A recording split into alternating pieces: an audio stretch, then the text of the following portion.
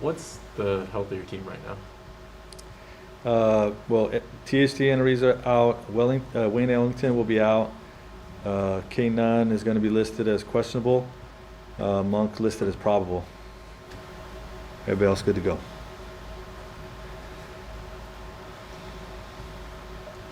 Frank, how have you seen the chemistry between between AD and Russ evolve, and how important is um, that partnership and that two-man game going to be this season? Yeah, it's going to be a big part of who we are, obviously, and it's been really good early on. Obviously, like any new players getting used to each other, there's some miscues early, but I think their chemistry on the court looks really good together so far. You mentioned the other day that Rondo and AD have maybe one of the best two-man partnerships you've ever seen. Yes. Are there things that Russ can or should be trying to pick up or glean from Rondo? For sure. Is that something that have they talked about how to? Yeah, I mean, I don't know if they're having private conversations. I'm sure they are knowing Rondo, but it's every time we show Rondo setting up AD, we're communicating those types of setups with the group, and I think Rondo being around that Russ AD chemistry is only going to facilitate it and make it happen faster. Frank, how are you going to manage LeBron's workload this year? Day to day. We will. We'll be intelligent. He's someone that if he feels well wants to be in there. Obviously it's, probably don't want to have him play 82 games, but, we're not going to pre-script, X amount of nights off. We're going to take it as it comes, throughout the year. How about minutes? Minutes, we still want to be around a 34 range as a script, at 34 to 6. At 34 to 36, and then obviously hope for situations where the group out on the floor is playing well, where you can leave him over there a little longer. It actually in some ways, if he stays over there too long and gets cold, it's worse for him than to get back in there. He's been playing this type of rotation for so long, but we want to keep it around 34 minutes ideally.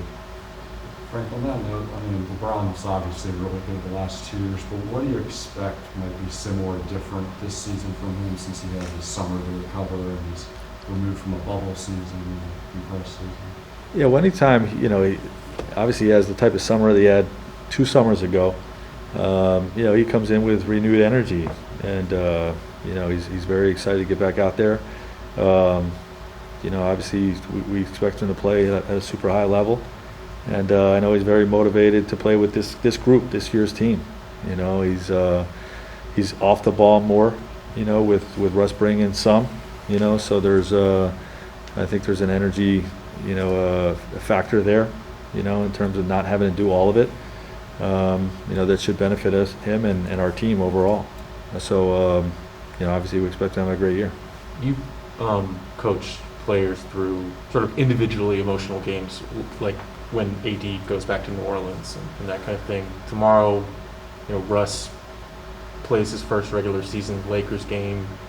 How do you manage that? Is there advice you give him, or do you just give him space to kind of handle it on his own? Yeah, just keep an eye on him. Obviously he's seen it all, in terms of these types of emotional games and big games and whatnot. And obviously he's going to want to just go out there and kill it right away. So if we need to take a timeout or give him quick subs, we'll be ready to. But I don't think he needs a sit down or anything like that. Frank, you kind of challenged your team.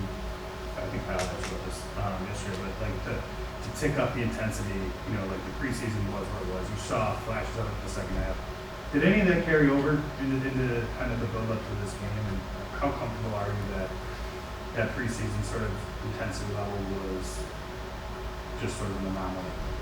Yeah, I think the intensity level wasn't all that poor in the preseason. I think the sloppiness was poor, and the carelessness with which we played was poor at times. But I think our guys Maybe played. Focus is a better word. Yeah, I think that will be, different, coming into game one. But it doesn't change the fact that there's going to be, an adjustment period for our group. There's no doubt about that. We've seen that every day we've been together. There's just a newness to our group that is going to be there. But, we have, a mindset to have big picture patience, but in the moment urgency, where we're, treating every minute we're on the floor like we have to win that possession, that quarter, that game.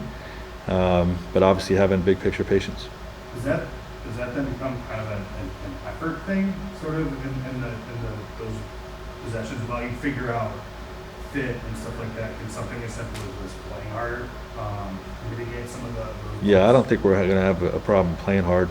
We shouldn't, because I think we're motivated to be a great team, and I don't think if we're not playing well, it's likely not going to be because of that. It's going to be because of newness and just obviously a new group coming together.